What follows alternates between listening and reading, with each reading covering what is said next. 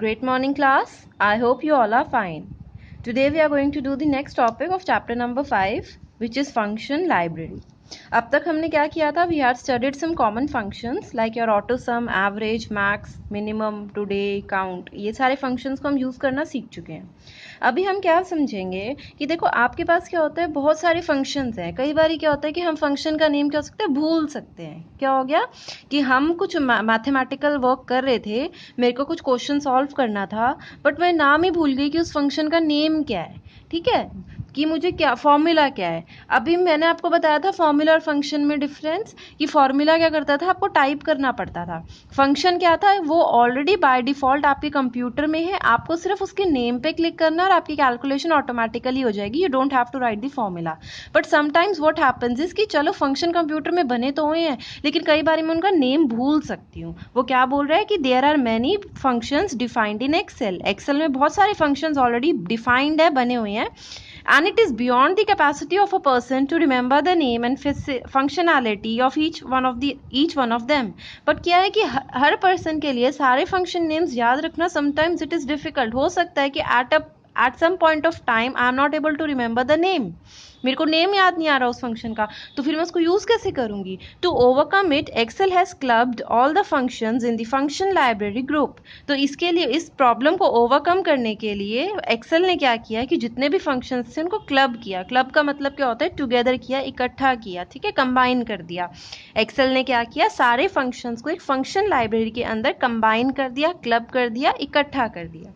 ठीक है, of the formula tab, मतलब किस टैब में जाना है आपको, फॉर्मूला टैब में जाना है. जैसे आप फॉर्मूला टैब में जाओगे और फंक्शन लाइब्रेरी ग्रुप में जाओगे तो आपको सारे के सारे फंक्शंस मिल जाएंगे. जैसे अगर आप इस डायग्राम में देखो तो यू आर एबल टू सी कि अगर मैथमेटिकल और ट्रिग्नोमेट्रिकल फंक्शंस चाहिए तो वो सारे इधर हैं. अगर आपको डेट एंड टाइम से रिलेटेड फंक्शंस चाहिए तो आपको डेट एंड टाइम पे क्लिक करना है. उससे रिलेटेड जितने भी फंक्शंस बने होंगे in your computer you will be able to get those in here. अगर आपको टेक्स्ट से रिलेटेड कोई फंक्शन चाहिए तो you will go in this text option and from here you can select n number of functions which are present or provided over here.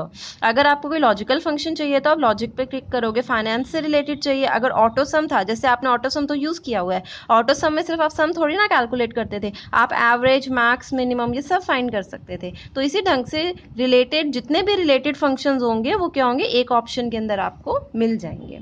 तो आज हम क्या करेंगे, हम 2 फंक्शंस यूज करेंगे कि उनसे आंसर कैसे निकलता है. और ये दोनों ही चीजें आपको मैथ्स में आती हैं. मैथ्स में आपने एलसीएम निकालना सीखा हुआ है ना, लोएस्ट कॉमन मल्टीपल, और मैथ्स में आपने एचसीएफ निकालना भी सीखा हुआ है, हाईएस्ट कॉमन फैक्टर, है ना. यानी एचसीएफ को आप जीसीडी भी बोलते थे, ग्रेटेस्ट कॉमन डिवाइजर. तो आज हम यही 2 फंक्शंस को देखेंगे कि कैसे आपको वो इतना लंबा चौड़ा प्रोसेस नहीं करना जो आप मैथमेटिकली उसमें करते थे. कैसे आप सिर्फ कंप्यूटर को नंबर्स बताओगे जिनका आपको एलसीएम या एचसीएफ चाहिए और कंप्यूटर आपको आंसर बता देगा यहाँ पे directly.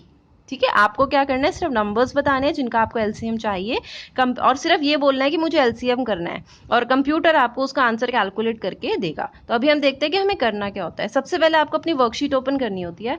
After opening your worksheet आप वो नंबर्स डाल दो जिनका आपको एलसीएम निकालना है. मैंने लिख दिए. जहां पे आपको आंसर चाहिए उस सेल पे जाओ और वहां पे इक्वल टू टाइप कर दो, बिकॉज हमें पता है कि every function starts with in equal to sign. Equal to type कर दिया. उसके बाद मैंने आपको क्या बोला कि आपको एलसीएम करना है. अब एलसीएम आपको मिलता है मैथ्स एंड ट्रिग्नोमेट्रिकल फंक्शंस में, तो आप इस पे क्लिक करो. जैसे ही आप क्लिक करोगे तो एक ड्रॉप डाउन लिस्ट आ जाएगी.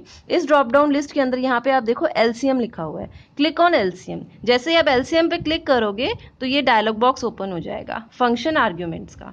इस डायलॉग बॉक्स में आपको क्या करना है, जब ये ओपन होगा ना, ये डायलॉग बॉक्स होगा एम्प्टी, यहाँ पे कोई वैल्यू नहीं होगी. अब आपको क्या करना है, वो पूछ रहा है नंबर 1 कौन सा है, तो नंबर 1 आपका यहाँ पे था.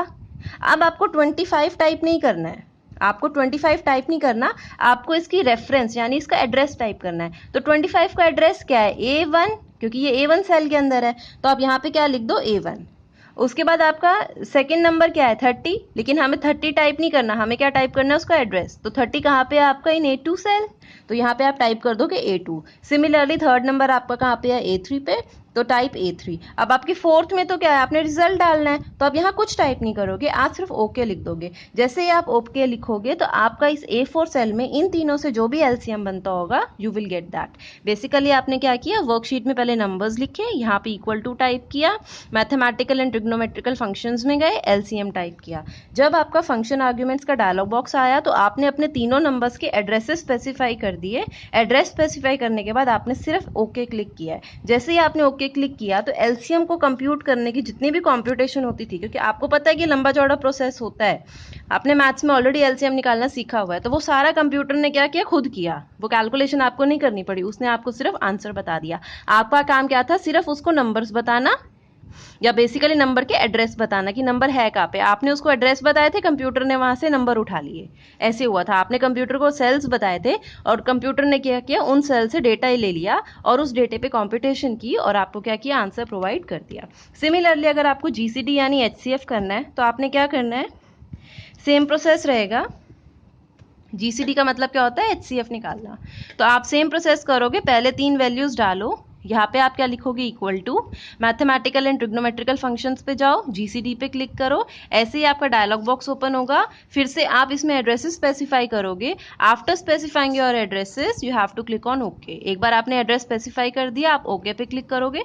जैसे ही आप ओके पे क्लिक करोगे तो जो एचसीएफ आता होगा इन तीनों नंबर्स का, जैसे इस केस में 5 आता है, तो आपको ऐसे इस फॉर्म में आंसर मिल जाएगा। मतलब आपको कोई कॉम्पिटिशन नहीं करनी, आपको सिर्फ फंक्शन का नेम स्पेसिफाई करना है। और इस टॉपिक से हमने क्या पढ़ा बेसिकली, क्योंकि ये तो हम ऑटोसम में भी सीख चुके थे, लेकिन इस टॉपिक से हमें क्या पता चला कि जितने भी आपके फंक्शंस हैं वो फॉर्मूला टैब के अंदर फंक्शन लाइब्रेरी ग्रुप के अंदर क्या है, क्लब्ड है। मतलब सारा, अगर आपको कोई भी फंक्शन यूज करना है तो आपको बस फॉर्मूला टैब के अंदर फंक्शन लाइब्रेरी में जाओ, वहां पे आपको डेफिनेटली वो फंक्शन मिलेगा जो आपको करना है। अनलेस और अनटिल कोई ऐसी कॉम्पिटिशन है जो बिल्कुल ही बहुत ही मिक्स्ड फॉर्मूलाज से बनी हुई है, तो आपको खुद टाइप करना पड़ेगा। अगर कुछ ऐसे सिंपल मैथमेटिकल ऑपरेशंस आपको अप्लाई करने हैं तो वो सारे आपको यहाँ पे इकट्ठे मिल जाएंगे। तो I hope you have understood this topic. Thank you.